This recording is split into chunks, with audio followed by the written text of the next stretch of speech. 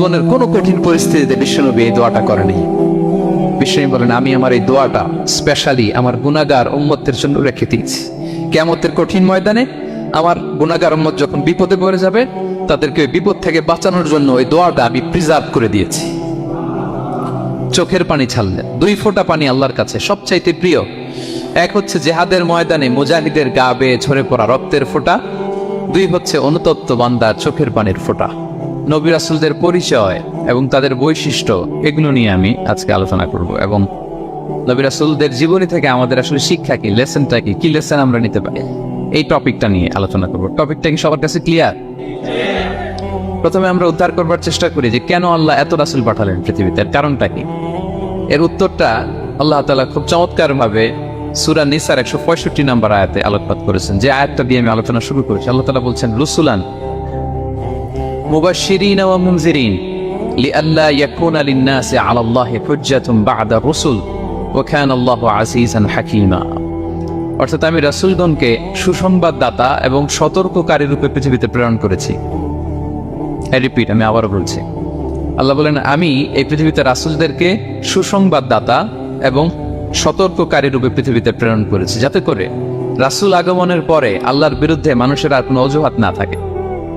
ওয়া কানা আল্লাহু আজিজান হাকীমা, আর আল্লাহ তাআলা তিনি হচ্ছেন পরাক্রমশালী এবং মহাপ্রজ্ঞাময়।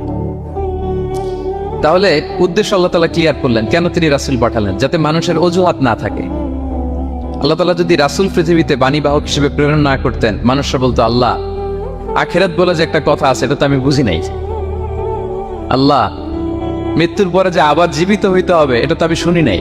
আল্লাহ এই পৃথিবীতে আমি কি কি করেছি তার পাই টু পাই তোমার সুপ্রিম কোর্টের কাঠগড়ায় দাঁড়িয়ে যে বিচারের সম্মুখীন হতে হবে, কেউ তো আমার কোনোদিন বলে নাই। এজন্য আল্লাহ বলেন, আমি পৃথিবীতে রাসূল পাঠিয়েছি যাতে করে মানুষের এক্সকিউজ না থাকে। আচ্ছা বলেন তো, এখন কি কেউ আল্লাহরে বলতে পারবে, আল্লাহ বিচার যে হবে এটা তো আমি জানি না? বলতে পারবে? আল্লাহ আখিরাত বলে যে একটা কথা আছে, পুনরুত্থান, পুনর্জীবিত হইতে হবে, আবার বিচারের সম্মুখীন হইতে হবে, জান্নাত জাহান্নাম আছে, এগুলো তো কোনোদিন আমি শুনি নাই। এই কথা, এই এক্সকিউজ তোলার কোনো সুযোগ কি আর আছে? No excuse will be granted that day, dear brothers and sisters. সেদিন কোনো এক্সকিউজ আল্লাহ তাআলা গ্রহণ করবেন না, কারণ আল্লাহ তাআলা রাসূলদেরকে প্রেরণ করেছেন। তারা আমাদেরকে বিস্তর বর্ণনা করে জানিয়ে গিয়েছে। এবং কেন রাসূলদেরকে প্রেরণ করেছেন? আল্লাহ বলেন যে 2টা প্রাইম রেসপন্সিবিলিটি দিয়ে আমি রাসূলদেরকে প্রেরণ করেছি। 1 নম্বর মুবাশশিরিন, তারা সুসংবাদদাতা। তারা আমাদেরকে জানিয়েছে এই পৃথিবীতে যদি আমরা ভালো কাজ করি, এক আল্লাহর ইবাদত করি, কারো হক নষ্ট না করি, তাহলে আমরা জান্নাতে যেতে পারবো। জান্নাতের সুসংবাদ তারা দেন। They are the bearer of glad tidings, they are the bearer of paradise. তারা জান্নাতের সুসংবাদদাতা। রাসূলদের 2 নম্বর প্রাইম রেসপন্সিবিলিটি হচ্ছে মুনজিরিন, তারা সতর্ককারী। তারা আমাদেরকে এই মর্মে সতর্ক করেছেন যে এই পৃথিবীতে যদি আল্লাহর ইবাদত না করে শিরক করো, বেদাআত করো, এই পৃথিবীর বুকে যদি ফাসাদ করো, যদি সীমা লঙ্ঘন করো, যদি অন্যের অধিকার নষ্ট করো, তাহলে তোমাদেরকে জাহান্নামের আযাব ভোগ করতে হবে, ঠিক কিনা? তাহলে 2টা প্রাইম রেসপন্সিবিলিটি।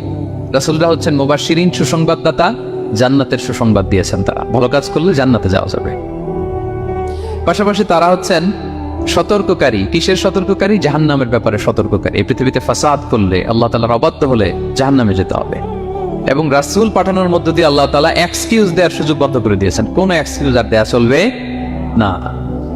তাহলে পৃথিবীতে কেন আল্লাহ তাআলা রাসূল পাঠালেন, এই পয়েন্টটা কি সবার কাছে ক্লিয়ার? আচ্ছা ক্লিয়ার, আমরা সামনের দিকে এগোই। এরপর আল্লাহ তাআলা বলেছেন, এই পৃথিবীতে যত জাতি গোষ্ঠী আছে সব জাতির কাছে আমি রাসূল পাঠিয়েছি। ওয়া ইম মিন উম্মাতিন ইল্লা খালা ফিহা নাযীর। যত জাতি, যত নেশন এই পৃথিবীতে এসেছে, সব জাতিকে সতর্ক করবার জন্য, ইনস্ট্রাক্ট করবার জন্য, গাইড করবার জন্য আমি রাসূল পাঠিয়েছি। এমন কোন জাতি নাই যে জাতির মধ্যে আল্লাহ রাসূল পাঠায় নাই, সবাই রাসূল পেয়েছেন। এবং মজার ব্যাপার হচ্ছে, they are the chosen and selected personality by Allah subhanahu wa ta'ala. রাসূলরা হচ্ছেন আল্লাহ তাআলার পক্ষ থেকে chosen এবং সিলেক্টেড। রাসূলদেরকে সিলেক্ট করেছে কে? আল্লাহ। তিনি বলেন, ওয়া ইন্নাহুম ইনদানা লামিনাল মুস্তাফাইনাল আখিয়ার। নবীরা হচ্ছে আমার কাছে মনোনীত, আমি তাদেরকে মনোনীত করেছি এবং তারা হচ্ছে সর্বশ্রেষ্ঠ মানুষ। তার মানে এই আয়াত থেকে বোঝা গেল নবীরা সিলেক্টেড, তারা ইলেক্টেড না। ইলেকশন করে নবী হওয়া যায় না। নবী সিলেক্টেডের মাধ্যমে হইতে হয়, সিলেকশনের মাধ্যমে। আর সিলেক্ট করেন কে? চুজ করেন কে? ইলেকশন করে নবী হওয়া যায়? আমরা পৃথিবীর সবাই মিলে যদি ভোট দেই, আল্লাহ আমরা সবাই ভোট দিলাম, এ হচ্ছে রাসূল, তাকে রাসূল হিসেবে আপনি কবুল করেন, হবে? ইলেকশনে ভোট দিলে আমাদের সাথে যদি ম্যানকাইন্ডের সাথে জিন কাইন্ডও যুক্ত হয়, জিনেরাও যদি বলে আল্লাহ আমরাও আছি, আমরাও দিলাম একটা করে ভোট, হবে? রাসূল হবে। ফেরেশতারাও যদি যুক্ত হয়, ফেরেশতারাও যদি বলে, মানুষও ভোট দিল, জিনেরাও দিল, ফেরেশতারাও দিল, প্রত্যেকে একটা করেই দিল, ধরে প্রত্যেকের ভোট গণনা করার পরে দেখা গেল বিশাল ভোট কাউন্ট হয়েছে। এখন তাদের এই ভোটের উপর ভিত্তি করে রাসূল হবে কেউ? হবে? কারণ নবী ইলেকশনে হওয়া যায় না, নবী হয় সিলেকশনে। আর সিলেক্ট করেন কে? আল্লাহু ইয়ালামু হাইসু ইয়াজআলু রিসালাতাহু। কাকে রাসূল বানাবেন, কাকে তিনি নবী হিসেবে অ্যাপয়েন্ট করবেন, এটা তিনিই জানেন। শুধুমাত্র কেবলমাত্র একমাত্র আল্লাহ তাআলা সোললি এটাকে কন্ট্রোল করেন। কেউ চাইলে কারো ভোটে, কারো ইলেকশনে নবী হওয়া যায় না। নবীর হচ্ছে selected, chosen personality by Allah সুবহানাহু ওয়া তাআলা। তাহলে নবীরা নির্বাচিত নন, ওনারা মনোনীত। নবীরা কি নির্বাচিত? নবীরা মনোনীত। এখন কতজন নবী রাসূল আল্লাহ তাআলা পাঠিয়েছেন? আল্লাহ তাআলা সুস্পষ্ট করে জানাননি কতজন। কিছু কিছু হাদিস থেকে পাওয়া যায় লক্ষাধিক রাসূল, নবী এবং রাসূল আল্লাহ তাআলা পৃথিবীতে পাঠিয়েছেন। কিন্তু কোরআন আল কারিমে এই লক্ষাধিক নবী রাসূলের সবার কথা আল্লাহ তাআলা আমাদেরকে শোনাননি। আল্লাহ তাআলা মাত্র 25 জন রাসূলের কথা আমাদেরকে শুনিয়েছেন। কতজন? 25 জনের কথা আল্লাহ তাআলা শুধু আমাদেরকে বলেছেন, বাকিদের কথা বলেন নাই। কতটুকু আমাদের বলা দরকার এটা আমাদের চেয়ে ভালো জানেন কে? আল্লাহ ভালো জানেন। আল্লাহ তাআলা ভালো জানেন কতটুকু আমাদেরকে জানাতে হবে। যত রাসূল তিনি পাঠিয়েছেন, যত নবী পাঠিয়েছেন, সবার কথা যদি আল্লাহ কোরআনে বলতেন, তাহলে কোরআন কি মাত্র 611 পৃষ্ঠার একটা বই হতো? 10 খণ্ড, 15 খণ্ড, 20 খণ্ড। তখন আমরা হাফেজ হতে পারতাম? হ্যাঁ, আমরা হাফেজ তরিকুল ইসলাম পাইতাম তখন? হ্যাঁ, তাকরিম পাইতাম? তখন তো হাফেজ হওয়া যেত না। এটা যদি 15 খণ্ড, 20 খণ্ডের বিশাল ভলিউম হয়, হাফেজ হওয়া যেত না। এজন্য আল্লাহ তাআলা সব নবীদের কথা আমাদেরকে শোনায় নাই, মাত্র 25 জন নবীর কথা কোরআনে আল্লাহ শুনিয়েছেন। কতজন? আল্লাহ বলেন রুসুলান কদ কসাসনাহুম আলাইকা মিন ক্বাবলু ওয়া রুসুলান লাম নাকসুসহুম আলাইক। নবী হে, অনেক রাসূলের কথা আপনাকে শুনিয়েছি, আবার অনেক রাসূলের কথা আমি শোনাইনি। যাদের কথা শোনানোর প্রয়োজন মনে করেছি তাদের কথাই আমি শুনিয়েছি। তাহলে আমরা বুঝলাম কোরআনে বর্ণিত হয়েছে কয়জন নবী রাসূলের নাম? সবাই বলবেন আওয়াজ করে, কয়জন? 25 জন। এবং এই 25 জন নবীর মধ্য থেকে 6 জনের নামে আল্লাহ 6টা সূরা ডেডিকেট করেছেন কোরআনে, 6টা সূরা উৎসর্গ করেছেন। সূরা ইউনূস, সূরা ইউসুফ, সূরা ইব্রাহিম, সূরা মুহাম্মদ, সূরা নূহ, সূরা হুদ। 6 জন নবী। কয়জন নবী? 6 নবীর নামে আল্লাহ তাআলা 6টা সূরা ডেডিকেট করেছেন। এবং এই যত নবী আল্লাহ তাআলা পাঠিয়েছেন, সব নবীর উপর ঈমান আনা আবশ্যক। হ্যাঁ, it's compulsory to believe in every messenger sent by Allah সুবহানাহু ওয়া তাআলা। টু ভ্যালিডেট আওয়ার ফেথ, আমাদের ঈমানটাকে প্রিজার্ভ করার জন্য সব নবীর উপর আমাদের ঈমান আনতে হবে, সব নবী। আমরা যে ঈমান আনি, ঈমানে মুফাসসাল, যেখানে 7টা বিষয়ের উপর বিস্তারিত ঈমানের যে ঘোষণা আমরা দেই, আমরা তো বলি যে ঈমান একটা মুজমাল আর একটা কি মুফাসসাল। ঈমানে মুফাসসালে 7টা বিষয়ের প্রতি ঈমান আনতে হয়। আমানতু বিল্লাহি ওয়া মালাইকাতিহি ওয়া কুতুবিহি, তারপরে ওয়া রুসুলিহি, পাইছেন? ওয়াল ইয়াউমিল আখিরি ওয়া বিল কদরি খাইরিহি ওয়া শাররিহি মিনাল্লাহি তাআলা ওয়াল বা'সি বা'দাল মাউত। এই 7টা বিষয়ের উপর বিস্তর ঈমান আমাদের আনতে হয়। এই 7টার মধ্যে রাসূলদের ব্যাপার আছে না নাই? রাসূলদের উপর ঈমান আনতে হবে। যদি না আনি তাহলে আরকানুল ঈমান পূর্ণ হলো না, আমার ঈমান পরিপূর্ণ হবে না। তাহলে রাসূলদের উপর পূর্ণাঙ্গ ঈমান আনা এটা আবশ্যক। এবং এই সকল নবী এবং রাসূলদের একটাই ধর্ম ছিল। ধর্মটার নাম কি? সবাই বলুন, কি নাম? সবার একটাই ধর্ম, সব নবীর একটাই ধর্ম। কারণ আল্লাহর কাছে মনোনীত ধর্ম কয়টা? একটা। ইন্না দীনা ইনদাল্লাহিল ইসলাম। আল্লাহর কাছে মনোনীত একটাই ধর্ম, সেটা হচ্ছে ইসলাম। এই যে ইহুদি বলে, নাসারা বলে, এগুলি ধর্ম না। এগুলো বংশ, গোষ্ঠী, জাতির নাম অনুসারে নামকরণ করা হয়েছে। যেমন নাসারা এসেছে, ঈসা আলাইহিস সালামের মা মারিয়াম ফিলিস্তিনের নাসিরিয়া শহরে জন্মগ্রহণ করেছেন। নাসিরিয়া, ওইখান থেকে আসছে নাসারা। ইয়াকুব আলাইহিস সালামের 10 ছেলে, এই 10 ছেলের মধ্যে থেকে এক ছেলের নাম হচ্ছে ইয়াহুদা। এই ইয়াহুদা থেকে এসেছে ইহুদি। কিন্তু সব নবীর ধর্ম একটা, আওয়াজ করে বলুন তো সবাই, সেটা কি? ইসলাম। সবার ধর্ম একটা ছিল ইসলাম। বিষ্ণু ইসলাম বলেন অল আম্বিয়াউ ইখওয়াতুন লিআল্লাতিন, সেই বুখারীর বর্ণনা, নবীগণ হচ্ছে একে অন্যের বৈমাত্রেয় ভাইয়ের মতো। বৈমাত্রেয় ভাই মানে মা ভিন্ন কিন্তু বাবা এক, এরকম হয় না? ধরেন আমার বাবা যদি একাধিক বিয়ে করে, তো প্রত্যেক স্ত্রী গর্ভে যদি সন্তান আসে, তো আমরা সবাই তো ভাই, কি বলেন? কিন্তু মা ভিন্ন। মা কি? তবে বাবা এক। নবীদের দৃষ্টান্তটা এরকম, আল আম্বিয়া ও ইখওয়াতুন লিআল্লাহ, নবীরা হচ্ছেন বৈমাত্রেয় ভাইয়ের মতো, তাদের মা ভিন্ন কিন্তু বাবা এক। বিষ্ণু ইসলাম বলেন উম্মাহাতুহুম শাত্তা ওয়া দীনুহুম ওয়াহিদ, তাদের শরীয়ত, তাদের বিধিবিধান এটা ভিন্ন ভিন্ন কিন্তু তাদের দিন কি? এক, সেটা হচ্ছে ইসলাম। সকল নবীর ধর্মের নাম হচ্ছে ইসলাম। যেমন ইব্রাহিম আলাইহিস সালামের ব্যাপারে আল্লাহ তাআলা বলেন মা কানা ইব্রাহিমু ইয়াহুদিয়ান ওয়ালা নাসরানিয়ান ওয়ালাকিন কানা হানিফাম মুসলিমা ওয়া মা কানা মিনাল মুশরিকিন। নবী ইব্রাহিম আলাইহিস সালাম উনি ইহুদিও ছিলেন না, নাসারাও ছিলেন না, উনি একনিষ্ঠ মুসলিম ছিলেন। কি ছিলেন? আল্লাহ নবী ইউসুফ আলাইহিস সালাম উনি সবসময় আল্লাহর কাছে দোয়া করতেন, আল্লাহ তাওয়াফানি মুসলিমান ওয়াল হিকনি বিসসালিহিন, আল্লাহ তুমি আমাকে মুসলিম হিসেবে মৃত্যু দিও আর সৎকর্মশীলদের সাথে অন্তর্ভুক্ত করে নিও। তো উনি মুসলিম না হলে এই দোয়া করতেন, আল্লাহ মুসলিম হিসেবে মৃত্যু দিও। সুলাইমান আলাইহিস সালাম রানী বিলকিসের কাছে একটা চিঠি লিখেছেন। এই চিঠি আবার পাঠিয়েছেন হুদহুদ পাখিকে দিয়ে। হুদহুদ পাখি ঠোঁটে করে এটা কামড় দিয়ে নিয়ে বিলকিসের রাজপ্রাসাদের ভেন্টিলেশনের ভিতর দিয়ে ঢুকে বিলকিস লাঞ্চ করে বিশ্রাম নিতেছিল, এর বুকের উপরে চিঠিটা রেখে ফুরুত করে উড়াল দিছে হুদহুদ। খুলে দেখে অদ্ভুত এক চিঠি, ইন্নাহু মিন সুলাইমান ওয়া ইন্নাহু বিসমিল্লাহির রহমানির রহিম। তো বিলকিসকে উদ্দেশ্য করে সাল্লাল্লাহু আলাইহি ওয়াসাল্লাম বলেছিলেন আল্লাহ তাআলু আলাইয়া ওয়াতুনি মুসলিমিন, বিলকিস অবাধ্য হয়েও না, বাড়াবাড়ি করো না, মুসলিম হয়ে আমার কাছে ফিরে আসো। কোন নবী বলছেন? তো উনি যদি মুসলিম না হতেন, উনি মুসলিম হওয়ার আহ্বান করতেন?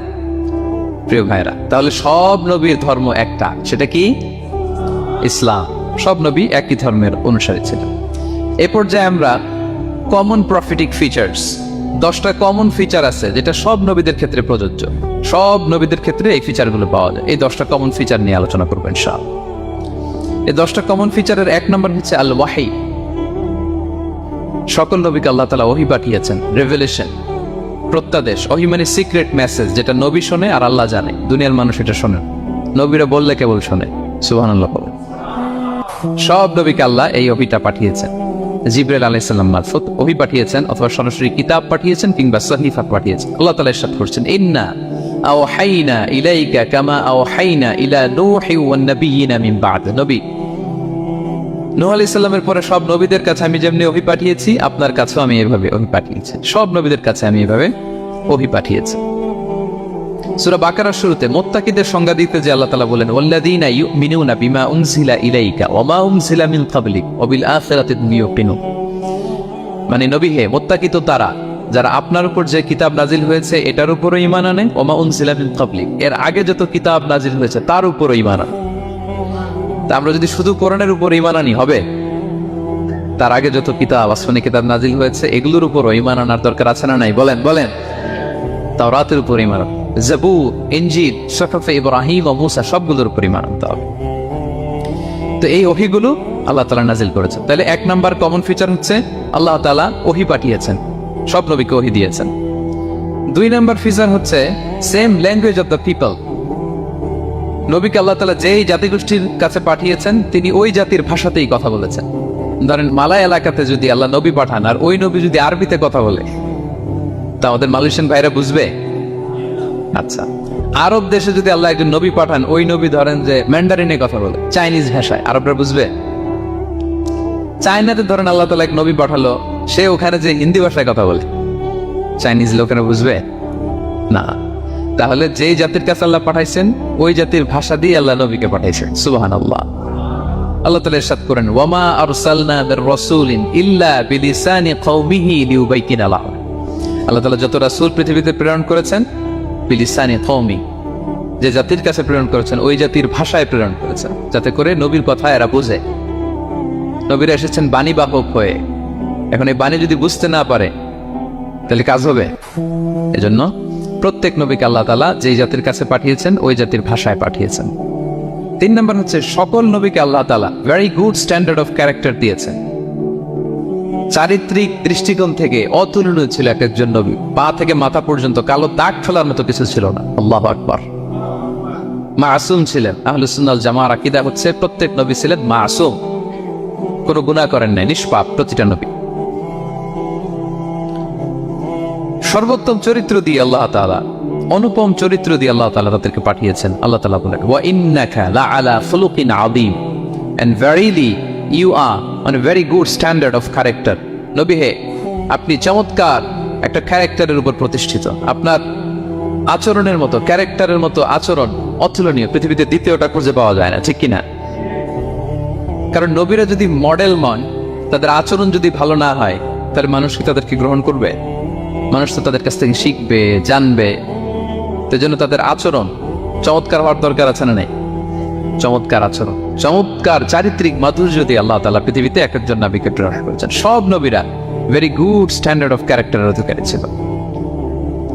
4 নম্বর হচ্ছে, প্রত্যেক নবীকে আল্লাহ তাআলা মিরাকেল দিয়েছেন, মানে মুআজিজা, as a proof of their prophethood. তাদের নবুয়তির প্রমাণ হিসেবে আল্লাহ তাআলা তাদেরকে মিরাকেল দিয়েছেন, মুআজিজা। যেমন সালেহ আলাইহিস সালামকে আল্লাহ তাআলা মুআজিজা দিয়েছিলেন।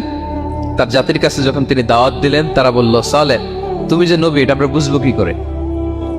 এক শর্তে আমরা তোমার উপর ঈমান আনতে পারি। সালেহ আলাইহিস সালাম বললেন, কি শর্ত? বলতেছে, এই যে পাহাড় দেখো, এই পাহাড়ের ভেতর থেকে যদি একটা উট বের করো, 10 মাসের গর্ভবতী একটা উটটা বেরোবে, বেরোয় বাচ্চা দিবে, সাথে সাথে আমরা উটের দুধ দহন করে খাবো, এরপর আমরা ঈমান আনবো। চিন্তা করছেন কত শর্ত? পাহাড়ের ভেতর থেকে কি বের করে দেখাইতে হবে? উট। উনি আল্লাহর কাছে দোয়া করলেন, আল্লাহ বললেন কবুল। তবে কথা না আসলে কিন্তু খবর আছে। বলছে ঈমান আনবে, ঈমান না আনলে কিন্তু খবর আছে। উনি দোয়া করলেন, আল্লাহ কবুল করলেন। পাহাড় বিদীর্ণ হয়ে একটা বিশাল আকৃতির উট বের হয়ে আসলো, 10 মাসের গর্ভবতী উট। মুহূর্তে এটা ডেলিভারি করলো একটা উটের বাচ্চা, এবং দুধ দিতে আরম্ভ করলো, ওলান ভর্তি দুধ। সবাই পেট ভরে দুধ খেলো। খাওয়ার পরে কয়, তুমি জাদুকর। খাওয়ার পরে সাল্লাল্লাহু আলাইহি সাল্লাম কি বলে? ইউ আর এ ম্যাজিশিয়ান, তুমি জাদুকর, তুমি তো বড় বেলকিবাজ সালেহ, তুই পাহাড়ের ভিতরে বেলকি ঢুকাই দিছ। আল্লাহ তাআলা তাদেরকে একটা সাউন্ড গ্রেনেড, প্রচন্ড শব্দ তরঙ্গ দিয়ে ধ্বংস করে দিলেন। কানের পর্দা ফেটে সবগুলো লাশ হয়ে জমিনে পড়ে রইল। তাহলে এই যে সালেহ আলাইহিস সালাম যেটা দেখাইছেন, এটা কি ভেলকি ছিল? ম্যাজিক ছিল? কি ছিল? মুআজিজা, miracle, as a proof of their prophethood. তাদের নবুয়তির প্রমাণ হিসেবে আল্লাহ তাআলা তাদেরকে মুআজিজা দিয়েছেন। মূসা আলাইহিস সালামের মুআজিজা কি ছিল? লাঠি। ফাআলকাহা ফাইযা হিয়া হাইয়াতুন তাসআ। ওই লাঠি রেখে দিলে মুভিং স্ন্যাক হয়ে যেত, নড়তেছে সাপ, ছবল মারবে। সুবহানাল্লাহ। এটা কি ম্যাজিক ছিল? কি ছিল? মুআজিজা। ঈসা আলাইহিস সালামকে আল্লাহ তাআলা মাইন্ড ব্লোয়িং মুআজিজা দিয়েছেন।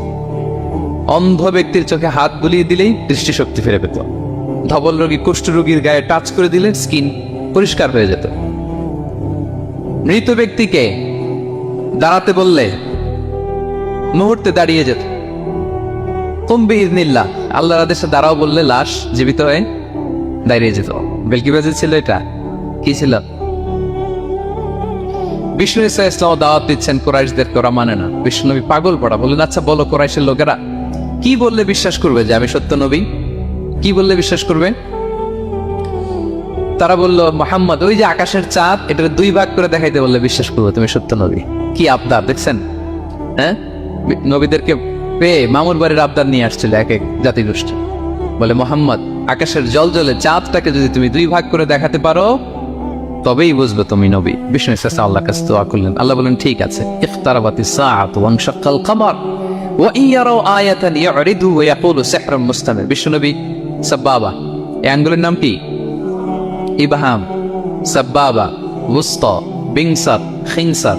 হ্যাঁ, আমরা ইংরেজি নাম ঠিকই জানি, আরবিটা জানি না। ইবহাম, সাব্বাবা, ওয়ুসতা, বিনসার, খিনসার। বিশেষ সাব্বাবা আঙ্গুলি ওঠালেন, এটা শাহাদাত আঙ্গুলি বলা হয়, আসলে সাব্বাবা আরবিতে। তো বিশ্বনবী এভাবে আল্লাহর নাম নিয়ে চাঁদের দিকে ইঙ্গিত করলেন। মুহূর্তে আকাশের জ্যোৎস্না বিরানো চাঁদটা 2 ভাগ হয়ে গেল। কুরাইশ যারা দেখে তো অবাক। বিষ্ণু বললেন, এবার কথা অনুযায়ী ঈমান আনো। বলে, Muhammad you are a magician. Muhammad তুমি বড় বড় জাদুকর, তুমি চাঁদের মধ্যে জাদু লাগাই ফেলছো। নাউযুবিল্লাহি মিন যালিক। তাহলে আল্লাহ তাআলা as a proof of their prophethood, তাদের নবুয়তির প্রমাণ হিসেবে প্রত্যেক নবীকে কি দিয়েছেন? মুজিজা দিয়েছেন, সব নবীকে দিয়েছেন। 5 নাম্বার, সকল নবীর দাওয়াতি মিশন এক ছিল, একই মিশন নিয়ে নবীরা পৃথিবীতে এসেছেন। সেটা কি? তাওহীদ, রিসালাত, আখিরাত। আমার সাথে সাথে বলেন, তাওহীদ, রিসালাত, আখিরাত। তাওহীদ, রিসালাত, আখিরাত। এই 3টা বুনিয়াদী শিক্ষা দিতে নবীরা এসেছে। তাওহীদ মানে ওয়াননেস অফ গড, আল্লাহ যে এক, সব নবী প্রচার করেছেন। রিসালাত মানে তারা যে বার্তাবাহক হিসেবে এসেছেন, তাদের কথা মানতে হবে, এটার দাওয়াত দিয়েছেন। আখিরাত মানে হচ্ছে মৃত্যুর পরেও যে একটা জীবন আছে, সেই জীবনের ব্যাপারে প্রত্যেক রাসূলরা কি করেছেন? দাওয়াত দিয়েছেন। এবং কোন নবীর কথার সাথে আরেক নবীর কথার গরমিল পাওয়া যায়, অমিল হয় না।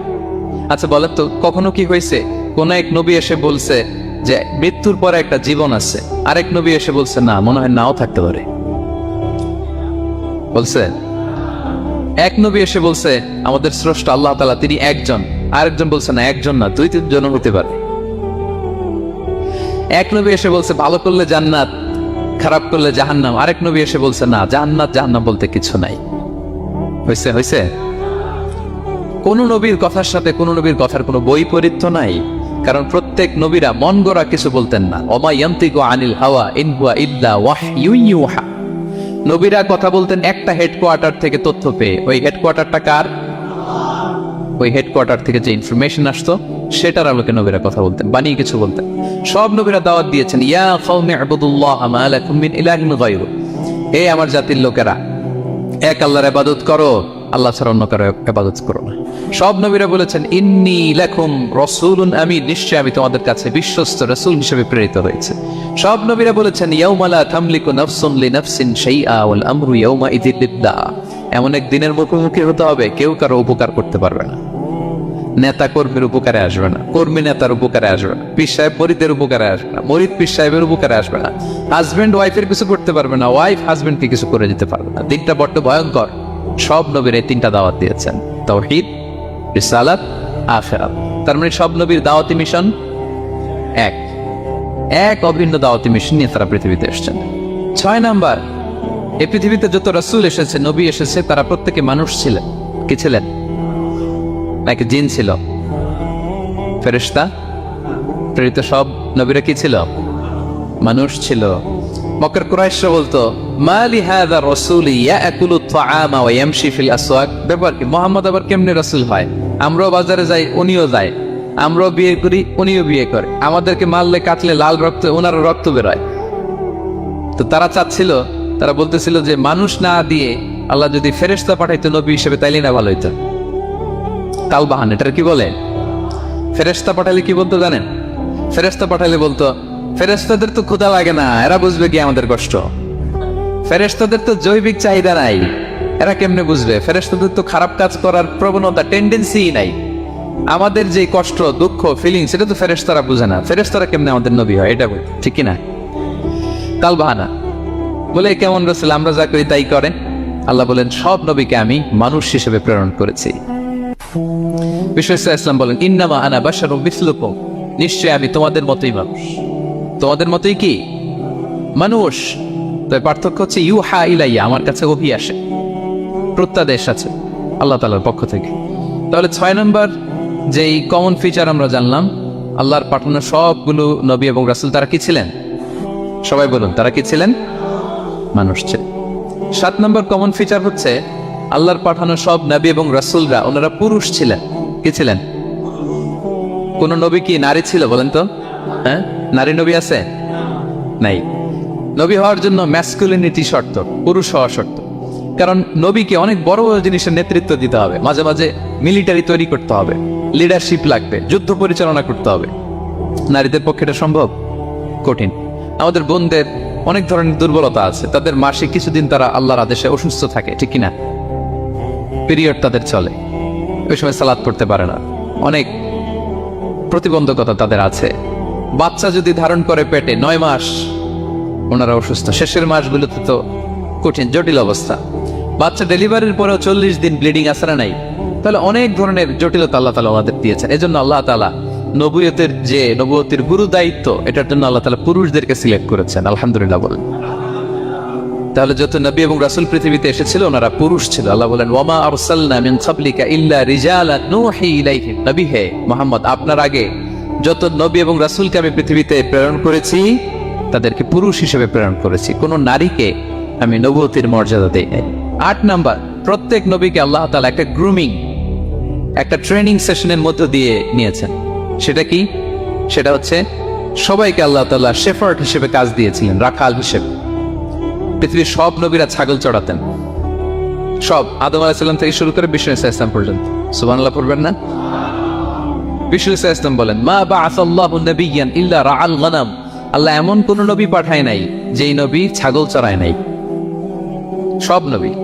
সাহাবারা অবাক হয়ে বললেন ওয়া আনতা ইয়া রাসূলুল্লাহ, হে নবী আপনিও ছাগল চড়িয়েছেন? বিষ্ণু বললেন হ্যাঁ, আমি তো অল্প কিছু পারিশ্রমিকের বিনিময়ে মক্কার লোকদের ছাগল চড়িয়ে দিতাম।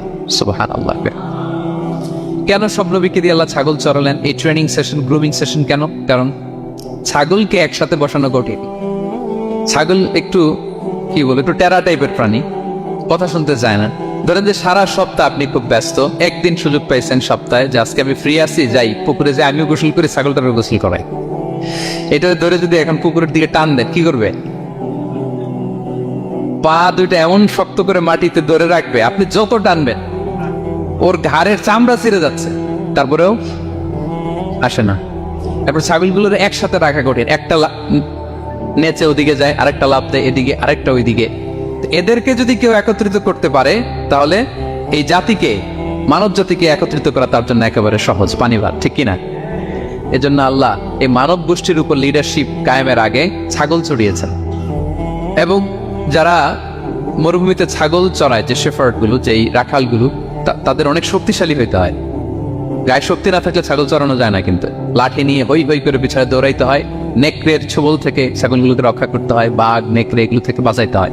তার মানে এটা করার মধ্য দিয়ে এই জাতিকে কিভাবে জাহান্নামের আগুন থেকে বাঁচাবে নবীদের ওই ট্রেনিং হয়ে যায়। সুবহানাল্লাহ। ছাগলের দিক ওদিক দৌড়াতে থাকে, এদেরকে যেমনি একত্রিত করতে হবে, নবীদের কাজ হচ্ছে মানব গোষ্ঠীকে ইউনাইটেড করা, একত্রিত করা। এজন্য আল্লাহ তাআলা মা বাআসাল্লাহু নাবিয়্যান ইল্লা রাআল গনাম, এই পৃথিবীতে এমন কোন নবী পাঠান নাই যে এই নবীকে দিয়ে আল্লাহ তাআলা ছাগল চড়ান। সব নবীর মধ্যে এটা কমন। 8 নম্বর পয়েন্ট। 9 নম্বর পয়েন্ট হচ্ছে enmity from their own people. যত নবী দাওয়াত নিয়ে আসছে তারা চ্যালেঞ্জের মুখোমুখি হয়েছেন, শত্রুতার মুখোমুখি হয়েছেন। কেউ ওনাদের জন্য রেড কার্পেট রিসিপশন দেয় নাই। নবীদের পথ ছিল বড় পিচ্ছিল, এটা কুসুমাস্তীর্ণ ছিল না, কণ্টকাকীর্ণ। কেউই সহজে মেনে নেয় নাই। দাওয়াত দিছে তো রিজেক্ট, সবাই প্রত্যাখ্যান করেছে, সবাই প্রত্যাখ্যান করেছে। এটা কমন ছিল, প্রত্যেক নবীকে এটা মুখোমুখি হতে হয়েছে। Mockery, vulgarism, operation, mental torture, physical torture and what not, সব ধরনের। ইভেন অনেক নবীকে হত্যা করা হয়েছে দিনের দাওয়াতের কারণে। বনী ইসরায়েলের লোকেরা তাদের নিজেদের 70,000 নবীকে নিজেরা হত্যা করেছে। এমনকি আমার নবী বিশ্বনবী মুহাম্মদ রাসূলুল্লাহ সাল্লাল্লাহু আলাইহি ওয়াসাল্লামকে হত্যার ষড়যন্ত্র করা হয়েছিল। আল্লাহ তাআলা দয়া করে বিশ্বনবীকে হিজরতের ব্যবস্থা করে দিয়ে প্রাণে বাঁচিয়েছেন, মক্কা থেকে মদিনাতে পাঠিয়ে দিয়েছেন। তাহলে এই পথ বড় কঠিন ছিল, নবীদের পথ, সব নবীর জন্য, এক্সেপ্ট সুলাইমান এবং দাউদ আলাইহিস সালাম, তাদের কথা ভিন্ন। এছাড়া সব নবীরা এই সংগ্রাম, এই বিরোধিতা, এই শত্রুতা, এই জেলাসি, এগুলোর মুখোমুখি হয়েছে পৃথিবীর সকল নবীরা, সকল নবীরা। বিষ্ণু ইসলাম ঘুমাতে পারে নাই একটা রাত শান্তিতে।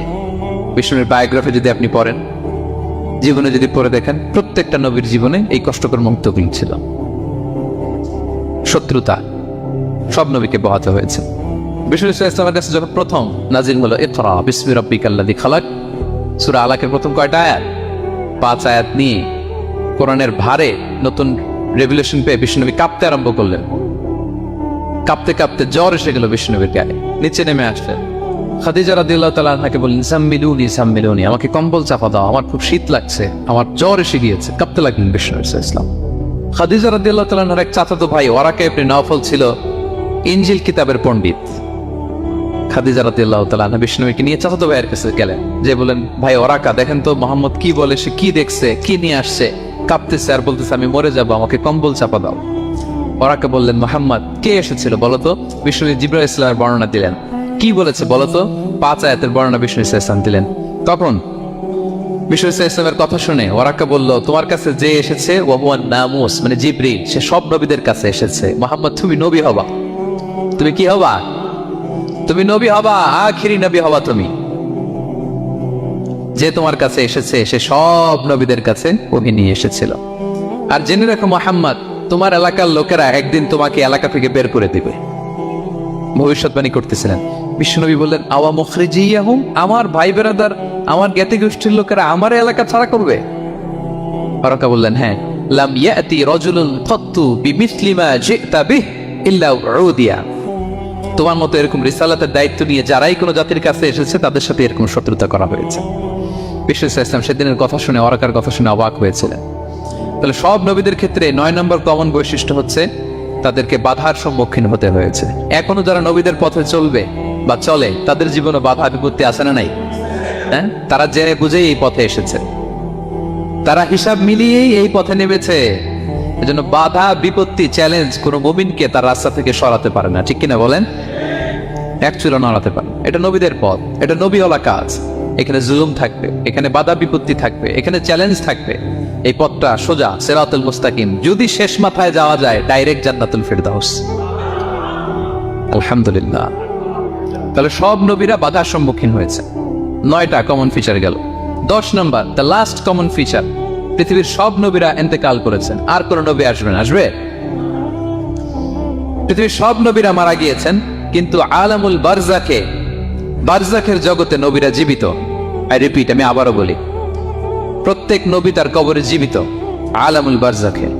আমরা এই দুনিয়াতে আসার আগে যেই জগতে ছিলাম ওই জগৎটার নাম হচ্ছে আলামুল আরওয়াহ, মানে রূহের জগৎ। সেখান থেকে আমরা এই জগতে এসেছি, এটার নাম আলামুদ দুনিয়া, দুনিয়ার জগৎ। আবার মৃত্যুর পরে যে নতুন এক্সটেশনে আমরা যাব সেটার নাম হচ্ছে আলামে বারজাখ, বারজাখের জগৎ। নবীরা ওই বারজাখের জগতে জীবিত। বিষ্ণু ইসলাম সুনানে আবু দাউদের হাদিসে বলেন যে ইন্নাল্লাহা হাররামা আলাল আরদি আন তাকুলা আজসাদাল আম্বিয়া, আল্লাহ তাআলা এই জমিনকে, নবীদের দেহকে কনজিউম করাকে হারাম করে দিয়েছেন। মানে জমিনের জন্য নবীদের লাশকে পচিয়ে ফেলা, খেয়ে ফেলা হারাম। যত নবী যেখানে ইন্তেকাল করেছেন তাদের পবিত্র দেহ মোবারক এখনো আগের মতো একেবারে যখন মৃত্যুবরণ করেছিলেন তখন লাশটা যেমন তাজা ছিল, এখনো প্রত্যেকে তার কবরে এরকম তাজা লাশ নিয়ে শুয়ে আছে। প্রত্যেক নবী কবরে জীবিত। বিষ্ণু ইসলাম ওনার কবরে জীবিত। তবে এটা বারজাকি জগতে। এই দুনিয়াতে যেভাবে জীবিত ছিলেন ওইভাবে না, বারজাকি জগতে জীবিত। আমরা যখন প্যারা নবীর উপর সালাম পৌঁছাই, দুরুদ পড়ি, প্রত্যেক ফেরেশতা, একটা ফেরেশতা আছে এই দুরুদগুলোকে নিয়ে বিষ্ণুনবীর কাছে পৌঁছায়।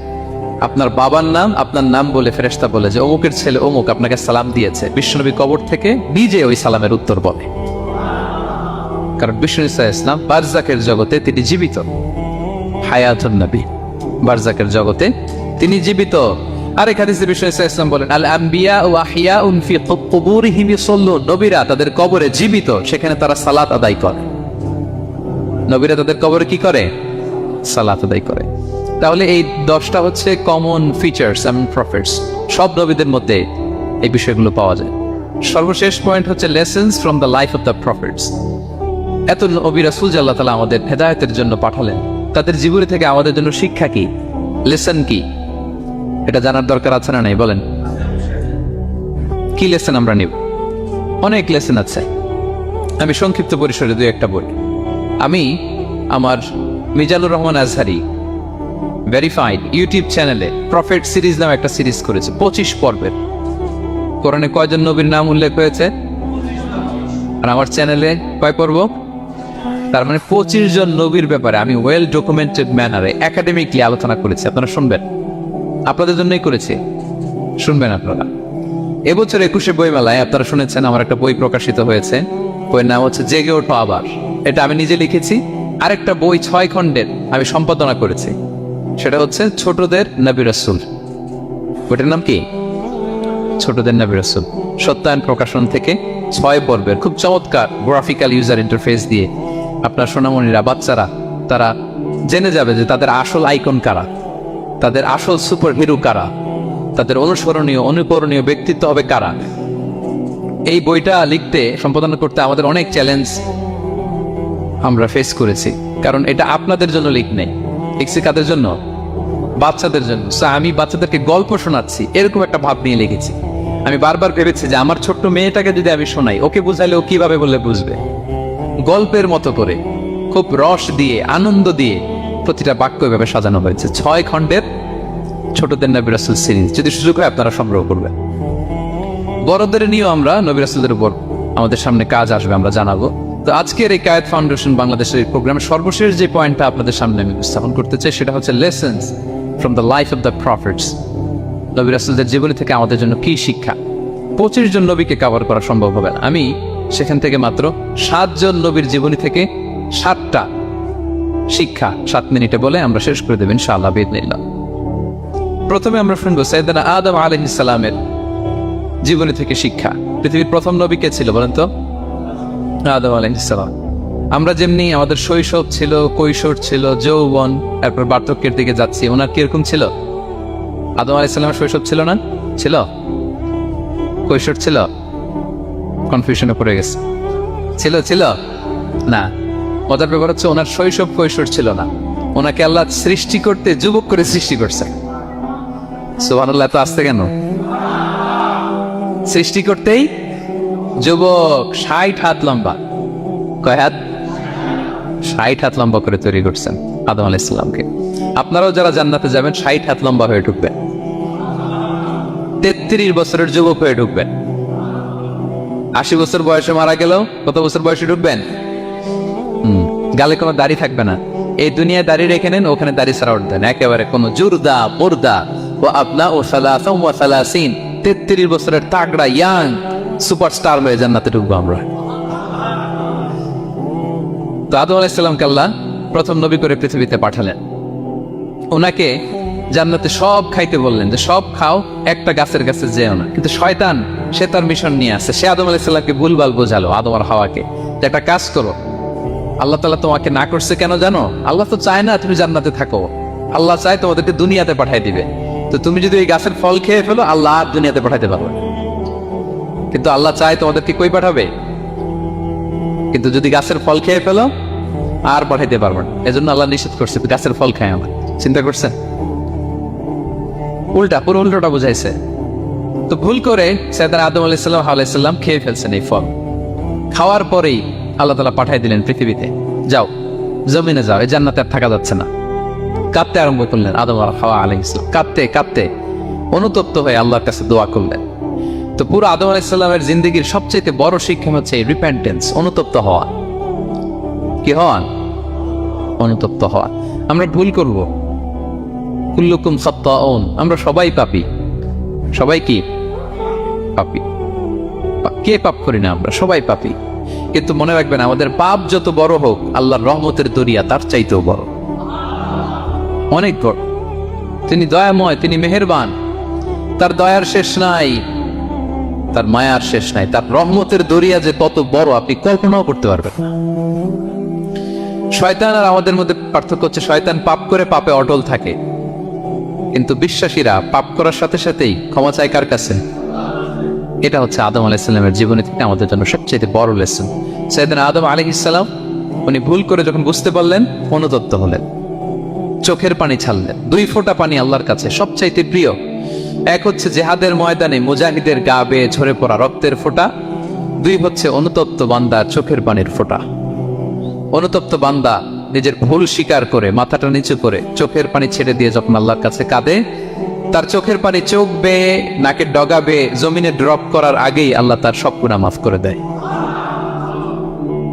সাইয়েদনা আদম আলাইহিস সালাম কাঁদতে আরম্ভ করলেন। কাঁদতে কাঁদতে অনুতপ্ত হয়ে দোয়া করলেন, রব্বানা যালামনা আনফুসানা ওয়া ইল্লাম তাগফির লানা ওয়া তারহামনা লানাকুনান্না মিনাল খাসিরিন।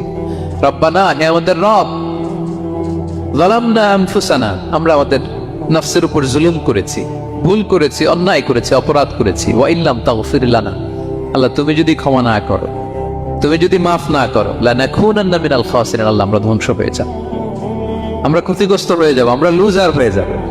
এই বাক্যগুলো বলে বলে যখন আল্লাহ তাআলার কাছে দোয়া করলেন, আল্লাহর রহম হলো। আল্লাহ দয়া করে সাইয়েদনা আদম আর হাওয়া আলাইহিস সালামকে ক্ষমা করে দিলেন। ক্ষমা করে আবার জান্নাতের এন্ট্রির ঘোষণা দিলেন যে আবার দুনিয়ার জীবন শেষ করে আসো, যেখান থেকে আসছিলে আবার ওখানে ঢুকতে পারবে। তাহলে আদম আলাইহিস সালামের জীবন থেকে আমরা যে লেসনটা পাই সেটা কি ভাই? বলেন বলেন। অনুতপ্ত হওয়া, রিপেন্টেন্স। আমরাও যদি জীবনে ভুল করি কি করবেন?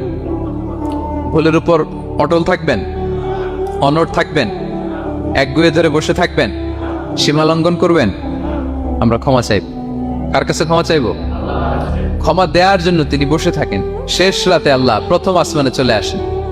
প্রথম আসমানে এসে ডাকতে থাকেন, আলা বিন মুস্তাগফিরিন আগফিরালা। কে ক্ষমা চাবা? কে পাপ করেছে, জুলুম করেছে বলো, আমি ক্ষমা দেওয়ার জন্য আসছি। আলা বিন মুস্তারজিকিন আরজুকালা। কার রিজিকের দরকার, কার চাকরি নাই, কার ব্যবসা মন্দা, আমার কাছে চাও, আমি আল্লাহ বাড়িয়ে দেব। কার কি লাগবে বল, আমি দেবো। আল্লাহ তাআলা দেওয়ার জন্য আসছে, আমি নেয়ার জন্য উঠতে পারি না। আমরা যেন আল্লাহ তাআলার কাছে চাই বেশি বেশি, এবং ভুল করলে যেন আমরা অনুতপ্ত হই। ভুল করলে আমরা কি হব? সাইয়েদনা আদম আলাইহিস সালামের জীবন থেকে আমরা এটা শিখলাম। 2 নম্বরে সাইয়েদনা নূহ আলাইহিস সালামের লাইফ থেকে আমরা কি শিখি? ওনার লাইফ থেকে আমরা শিখি হচ্ছে কনসিস্টেন্সি, মানে লেগে থাকা। ভালো কাজের জন্য কি করা? লেগে থাকা। উনি 950 বছর দাওয়াত দিয়েছিলেন ওনার জাতিকে। কয় বছর বলেন তো? 950 বছরের দাওয়াতি কার্যক্রমের ফলে উনি ফলোয়ার জোটাইতে পারছেন কয়জন জানেন? 80 জন। কয়জন? এরাই আমাদের পূর্বপুরুষ। আমরা পৃথিবীর সবাই কিন্তু এদেরই নাতিপুতি। এই 80 জনকে নিয়ে উনি নৌকার উপর উঠছিলেন, কিস্তির উপর। আর বাকিটা তো মহাপ্লাবন দিয়ে আল্লাহ ধ্বংস করে দিয়েছেন। ওই 80 জন আবার জমিনে এসে জমিনে আবাদ করা শুরু হলো, ওখান থেকে পৃথিবীর সকল মানুষ। সুবহানাল্লাহ। উনি বলেন, ক্বালা রাব্বি ইন্নী দাআউতু কওমি লাইলান ওয়া নাহারা। আল্লাহ, আমি দিন রাত এক করে আমার জাতিগোষ্ঠীকে দাওয়াত দিয়েছি। ফালাম ইয়াজিদহুম দুআই ইল্লা ফিরারা। কিন্তু আমার দেখলে লোকগুলো ভেগে ভেগে যায়। আর কি করে? আমার কথা যেন শুনতে না হয়, এরা কানে আঙ্গুল দিয়ে রাখে আর মুখে কাপড় পেঁচিয়ে। নূহ আলাইহিস সালাম তারপরও থামতেন, কন্টিনিউয়াস দাওয়াতি কাজ। লোকজন নূহ আলাইহিস সালামকে পিটিয়ে আধামরা করে কাঁথা দিয়ে পেঁচিয়ে পাহাড়ে রেখে আসতেন। ওইখান থেকে এসে নূহ আলাইহিস সালাম আবার দাওয়াত দিতে শুরু করতেন। What a consistency! কিভাবে লেগেছিলেন! 950 বছর তিনি দাওয়াত দিয়েছেন, মাত্র 80 জন ফলোয়ার হয়েছিল। তাহলে আমরা অল্প দাওয়াতি কাজ করেই আমরা হতাশ হয়ে যাই। হায় রে, আমার কথা শুনলো না, আয় রে আমার কথা পৌঁছাইল না, আয় রে আমার কাছে এসে কেউ মুসলিম হইল না, আয় রে আমার কথা। অস্থির। আপনার কাজ হচ্ছে পৌঁছে দেওয়া, আপনার কাজ হচ্ছে কোরআনের কথা মানুষকে বলা। এটা দিয়ে কতটুকু কি হবে এটার ফয়সালা কার? তাহলে নূহ আলাইহিস সালামের জীবনী থেকে আমাদের শিক্ষা হচ্ছে কনসিস্টেন্সি। 950 বছর উনি লাগাতার দাওয়াত দিয়েছেন, থামে নাই, হতাশ হয় নাই, হাল ছাড়া নাই। নবীরা কখনো হাল ছাড়ে না। সুবহানাল্লাহ পড়ে। 3 নাম্বার, ইব্রাহিম আলাইহিস সালামের জীবনী থেকে আমাদের জন্য শিক্ষা হচ্ছে ওবিডিয়েন্স, আনুগত্য। কি করে আল্লাহ তাআলার কাছে আনুগত্য করতে হয়। আল্লাহু আকবার। আমি মনে হয় 1 ঘন্টার উপর আলোচনা করেছি আমার প্রফেট সিরিজ ইব্রাহিম আলাইহিস সালামের জীবনী নিয়ে। ওনার পুরো জীবনটা, আল্লাহ কোনো কিছু বলতে দেরি, আল্লাহর আদেশের সামনে মাথা পেতে দিতে ইব্রাহিম আলাইহিস সালামের দেরি হয় না। আল্লাহ বলছেন আসলিম, ওয়াইদ ক্বালা রাব্বুহু আসলিম ক্বালা আসলামতু লিরাব্বিল আলামিন। হে ইব্রাহিম, সারেন্ডার, সারেন্ডার। সুবহানাল্লাহ। ইব্রাহিম আনুগত্য করো। আল্লাহ আনুগত্য করছি। ওনার সন্তান হয় না 86 বছর বয়স একটা সন্তান দিলেন আল্লাহ পাক। আমাদের এখানে কার বয়স কত? সর্বোচ্চ বয়স কত আছি আমরা? এদিকে 60 বছরের উপর তো কেউ নাই, ঠিক কিনা? 86 বছর বয়সে আল্লাহ সন্তান দিয়েছেন, ইসমাঈল আলাইহিস সালাম। কত বছর বয়সে? সন্তানটা আদরের নাকি? হ্যাঁ, আদরের না? শেষ কালে একটা সন্তান পেলেন 86 বছর বয়সে। ইব্রাহিম আর হাজেরার ঘরকে উজাড় করে ফুটফুটে এক সন্তান ইসমাঈল আলাইহিস সালাম আসলেন। ভালোবাসা, আদর যেন ঠিকরে পড়ে, এত গদগদ ভালোবাসা। এবার বললেন, যাও হাজেরা আর দুধের সন্তান ইসমাইলকে মরুভূমিতে ফেলে দিয়ে আস।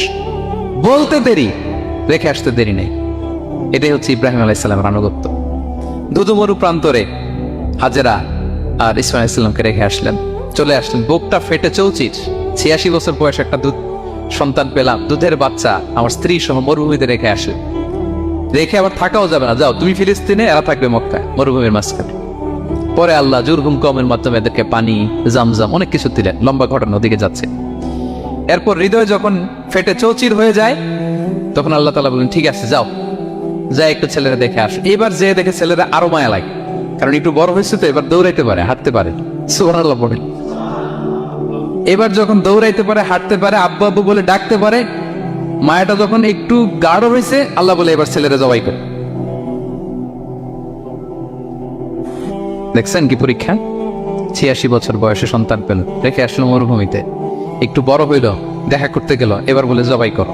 জবাই করো বলতে দেরি, ছুরি চালাতে দেরি হয়নি। কুরবানির ইতিহাস লম্বা ইতিহাস, সেদিকে যাব। এরপরে আল্লাহ কবুল করলেন। এরপরে বললেন বাপ বেটা মিলে মরুভূমির মধ্যে ঘেমে ঘেমে একটা ঘর বানাও। এরপরে ঘোষণা দাও মানুষকে, যেটা আমার ঘর। বাপ বেটা মিলে কষ্ট করে একটা ঘর বানালেন। এবার বললেন আজান দাও, ঘোষণা দাও, সবাই যেন এখানে আসে। আল্লাহ কারে ঘোষণা দিবে? কেউ তো নাই। বলতেছে তুমি ঘোষণা দাও, এই ঘোষণার শব্দ পৃথিবীর সব মানুষের কর্ণকুহরে আমি আল্লাহ নিজ দায়িত্বে পৌঁছে দেব। আমরা যারা রুহের জগতেও তখনও ছিলাম, যারা লাব্বাইক বলতে পেরেছি, তাদের ঠিকই নসিবে ওই কাবা ঘর জিয়ারতের নসিব হয়ে যাবে। উনি ঘোষণা দিলেন, দেখেন কেউ নাই, ধুধুমরু প্রান্তর। আজকের মক্কাকে কল্পনা করেন তো কি অবস্থা। এই রমজানের লাস্ট 10 days অফ রমাদান আপনি জায়গা পাবেন? হজের চেয়েও বেশি মানুষ। কিভাবে আল্লাহ কবুল করেছেন, কিভাবে আনুগত্য, সাবমিসিভনেস, নিজেকে আল্লাহর কাছে পুরো সুপর্দ করা এর নমুনা সাইয়েদনা ইব্রাহিম আলাইহিস সালাম পেশ করেছেন। তাহলে সংক্ষিপ্ত কথা হচ্ছে, আল্লাহ নবী ইব্রাহিম আলাইহিস সালামের জীবনী থেকে আমাদের জন্য শিক্ষা হচ্ছে অবিডিয়েন্স, আনুগত্য। কিভাবে আল্লাহর আদেশের সামনে মাথা পেতে দিতে হয়। পারা যাবে তো? হ্যাঁ, ওই ইব্রাহিম আলাইহিস সালামের রক্ত আমাদের দেহে বহমান। আমরাও নবী ইব্রাহিমের উত্তরসূরি। নবী ইব্রাহিমের আলাইহিস সালামের মতো আমরাও ইসলামের জন্য জীবন বিলিয়ে দেওয়ার দরকার আছে না নাই? বলেন বলেন। শক্ত পদে আমাদেরকেও এরকম স্যাক্রিফাইসের মেন্টালিটি অর্জন করতে হবে। অবিডিয়েন্স, আনুগত্যের শিক্ষা আমরা নবী ইব্রাহিম আলাইহিস সালামের কাছ থেকে পাই।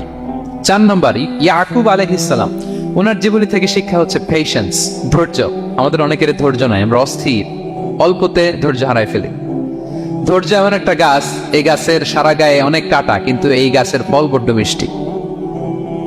ধৈর্য এমন একটা গাছ, গাছের সারা গায়ে কি, কিন্তু ফলটা। ইয়াকুব আলাইহিস সালামের কলিজার টুকরা ইউসুফ আলাইহিস সালামকে ভাইয়েরা মেরে আহত করে কুয়ায় ফেলে দিছে। কুয়া থেকে নিয়ে মিশরে বিক্রি করে দিছে। এখন এতিম হয়ে আরেক জায়গায় থাকে, বাবার কলিজা ফেটে যায়, ছিঁড়ে যায়, কিন্তু কাউরে বিচার দেয় না, কাউরে কিছু বলে না। উনি বলে ইন্নামা আশকু বাসি ওয়া হুজনি ইলাল্লাহ, আমার দুঃখ কষ্ট মনের জ্বালার যন্ত্রণা আমি একজনের বলি, তিনি কে? ধৈর্য ধারণ করলেন।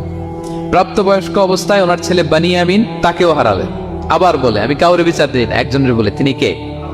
এই 2 ছেলের শোকে কাঁদতে কাঁদতে অন্ধ হয়ে গেল। আল্লাহু আকবার। সাইয়েদনা ইয়াকুব আলাইহিস সালাম একবারে ধৈর্য হারা হন নাই। তাহলে আল্লাহ নবী ইয়াকুব আলাইহিস সালামের জীবনী থেকে আমাদের জন্য শিক্ষা হচ্ছে পেশেন্স। বিপদে আমরা কি ধরবো? ধৈর্য ধারণ। 5 নম্বরে, ইউসুফ আলাইহিস সালামের জীবনী থেকে আমাদের শিক্ষা হচ্ছে he is the archetype of good character, উন্নত চরিত্রের মডেল। আমার যুবক ভাইয়েরা, গায়েত ফাউন্ডেশন বাংলাদেশের আজকের ইফতার প্রোগ্রামে যুবক যারা এসছো, তোমাদের জন্য শিক্ষা আর্কিটাইপ অফ গুড ক্যারেক্টার, চরিত্র কিভাবে হেফাজত করতে হয় এর মডেল, প্রেরণার বাতিঘর। তাগড়া যুবক, পৃথিবীর সবচেয়ে সুন্দর পুরুষ ইউসুফ আলাইহিস সালাম। তাকে দেখে ওই সময়ের আরেক বিশ্ব সুন্দরী জুলাইখা প্রেমে মাতোয়ারা গোপন কক্ষে নিয়ে প্রেম নিবেদন করেছে, বলেছে ইউসুফ কাক পক্ষে টের পাবে না। আল্লাহ নবী ইউসুফ আলাইহিস সালাম এটা প্রত্যাখ্যান করলেন। জোরাজুরি করলো, প্রত্যাখ্যান করলেন। মারধর করা হলো, প্রত্যাখ্যান করলেন। সবশেষে আলটিমেটাম দিল, যদি আমার কথা মতো না চলে জেলখানায় ভরবো। উনি বললেন ক্বালা রাব্বি সিজনু আহাব্বু ইলাইয়া মিম্মা ইয়াদউনানি ইলাই, আল্লাহ এই পাপের কাজের চেয়ে জেলখানায় আমার জন্য ভালো। বিনা অপরাধে, বিনা দোষে 1 যুগ মিথ্যা অপবাদে কারাবন্দী ছিলেন সাইয়েদনা ইউসুফ আলাইহিস সালাম। তারপরেও চরিত্রের ব্যাপারে 1 বিন্দু কম্প্রোমাইজ করেন। যুবক ভাইরা, চরিত্র বড় দামি সম্পদ। সম্পদ গেলে সম্পদ আসে, স্বাস্থ্য গেলে স্বাস্থ্য আসে, একবার চরিত্র নষ্ট হলে ওই চরিত্র আর ফিরে পাওয়া যায় না।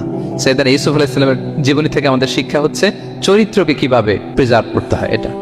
6 নম্বরে, সাইয়েদনা ঈসা আলাইহিস সালামের জীবনী থেকে আমাদের জন্য শিক্ষা হচ্ছে স্লেভারি, দাসত্ব।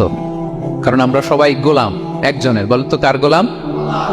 আল্লাহর গোলাম। কিন্তু ওনার সব উম্মতেরা, মানে খ্রিস্টানরা তাকে বলে সান অফ গড, উনি নাকি আল্লাহর সন্তান। নাউজুবিল্লাহ পড়েন। ওনার মা ম্যারি, মানে মারিয়াম আলাইহিস সালাম নাকি আল্লাহর স্ত্রী। নাউযুবিল্লাহ। কিন্তু উনি জন্মের পরেই দুধের শিশু মায়ের কোলে বসে একটা ছোট্ট ভাষণ দিয়েছিলেন, বলেছিলেন ইন্নী আব্দুল্লাহ আতানিয়াল কিতাবা ওয়া জাআলানি নাবিয়্যা। আল্লাহ আমাকে আল্লাহর গোলাম বানিয়ে পাঠিয়েছেন। দেখেন কি নবী, প্রথমে এসে বলেন আমি কিন্তু রাসূল, একে তো দুধের শিশু, মুখের প্রথম কথা কি ইন্নী আব্দুল্লাহ, আমি আল্লাহর গোলাম, যাতে করে পুরো খ্রিস্ট সমাজের বিরুদ্ধে দলিল হয়ে থাকে যে তোমাদের নবী পৃথিবীতে এসে তার মুখ নিঃসৃত প্রথম শব্দটাই ছিল আমি আল্লাহর দাস, আমি আল্লাহর গোলাম। এবং উনাকে ওনার মাকে আল্লাহ স্পেশাল ইন্টারোগেট করবেন কিয়ামতের দিন, ঈসা মারিয়াম তোমরা কি বলে আসছিলা যে তুমি আমার বউ আর তুমি আমার সন্তান? ওনারা কাচুমাচু করে থার থার করে কাঁপবে আল্লাহর সামনে, কারণ এটা শিরকের প্রশ্ন। তারা বলবে আল্লাহ আমরা যদি বলতাম আপনি তো জানতেন, আপনি যা শিখিয়েছেন আমরা তাই বলেছি।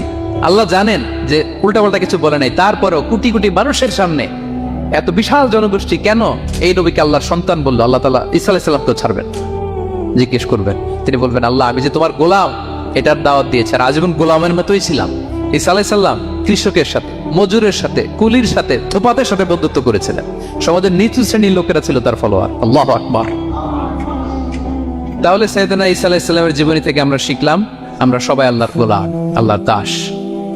সর্বশেষ নবী, বিশ্ব নবী, পেয়ারা নবী মুহাম্মদুর রাসূলুল্লাহ সাল্লাল্লাহু আলাইহি ওয়াসাল্লামের জীবনী থেকে কি শিক্ষা? এই শিক্ষা তো বলতে গেলে ঘন্টার পর ঘন্টা লাগবে। একটা শিক্ষা শুধু বলি, সেটা হচ্ছে মার্সি। ওমা আরসালনাকা ইল্লা রাহমাতাল লিল আলামিন, I have sent you as a mercy for the entire universe. নবী হে, আমি আপনাকে গোটা বিশ্বের সবার জন্য রহমত করে প্রেরণ করেছি। তিনি মানুষের জন্য রহমত, তিনি প্রাণীর জন্য রহমত, তিনি পাখির জন্য রহমত, তিনি স্ত্রীদের জন্য রহমত, তিনি উম্মতের জন্য রহমত, তিনি তার ফলোয়ার সাহাবীদের জন্য রহমত। ঠিক কিনা? তিনি কত রহমতের নবী ছিলেন? বিষ্ণু ইসলাম কতটা রহমতের নবী ছিলেন? ছোট্ট একটা উদাহরণ দিয়ে শেষ করি। বিষ্ণু ইসলাম বলেন লিকুল্লি নাবিয়িন দাওয়া মুস্তাজাবা, আল্লাহ প্রত্যেকটা নবীকে একটা করে দোয়ায়ে মুস্তাজাবা দিয়েছেন। মানে এমন দোয়া, এই দোয়া করতে দেরি কিন্তু দোয়া কবুল হতে দেরি হয়। সব নবীকে আল্লাহ বলছেন এই নবীরা তোমাদের প্রত্যেককে একটা করে দোয়া করার সুযোগ দিলাম এই দুনিয়াতে, এবং দোয়াটা করার সাথে সাথেই কবুল করে ফেলব। বিষ্ণু বলেন লিকুল্লি নাবিয়িন দাওয়া মুস্তাজাব, সব নবীরা একটা করে দোয়া মুস্তাজাব পেয়েছেন। দাআউ বিহা, আর নবীরা ওই দোয়াটা দুনিয়াতেই করে ফেলছে। সব নবীর ওই স্পেশাল দোয়া যেটা করলেই কবুল, ওটা সব নবীরা কি করছে? দুনিয়াতেই করে ফেলেছে। কিন্তু বিষ্ণু বলেন ওয়া ইন্নী আখতাবিউ দাওয়াতি শাফাআতান লি উম্মতি ইয়াউমাল কিয়ামা, আমি আমার সেই দোয়াটা এই দুনিয়ার বুকে অন্যান্য নবীদের মতো করি নাই। আমি আমার দোয়াটা আমার গুনাহগার উম্মতের জন্য কিয়ামতের কঠিন দিনে তারা যখন মুসিবতে পড়ে যাবে, ওই মুসিবত থেকে বাঁচার জন্য ওই দোয়াটা আমি আমার উম্মতের জন্য রেখে দিয়েছি।